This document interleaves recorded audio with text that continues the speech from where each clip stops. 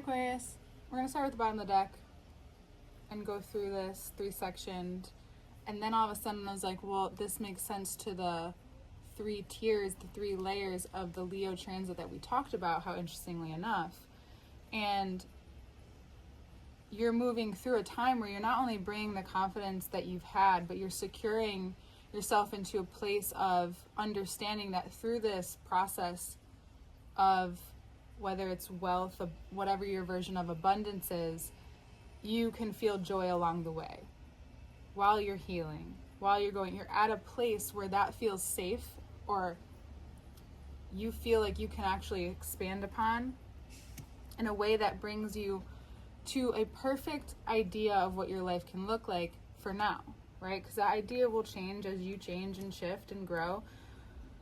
But you recognize that on your personal journey, on your soul journey here, your uniqueness here, that getting to know this intimacy within yourself, the relationship with yourself, others, money, your resources, to beauty, to what that looks like in nature, to your own nature, right? That's a lot of different things. Through Venus and through work,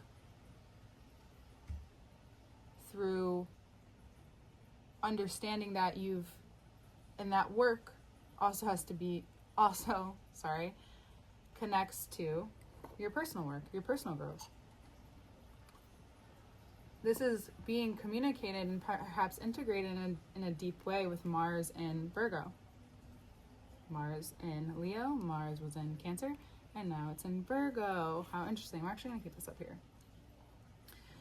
And then we'll get more because the bottom keeps giving, so we're going to keep taking from it. So you're confidently moving into this time in your life where you understand where you're at and the growth, but it's an excitement, there's a joy, there's an expansion and understanding, and I keep saying expansion, but you're opening that area of your life, which is narrowing down what it is that you have to think about and care about, because your focus, your shift, it's not like this, it could be an obsession at first, right? It's something that you really are wanting to know from edge to edge as you do and doing the research, but now the research is being involved, is experiencing.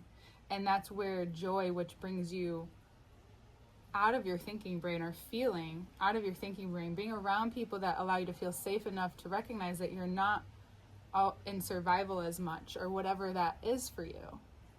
And that you've done so much work even around that to open this experience, to allow for something bigger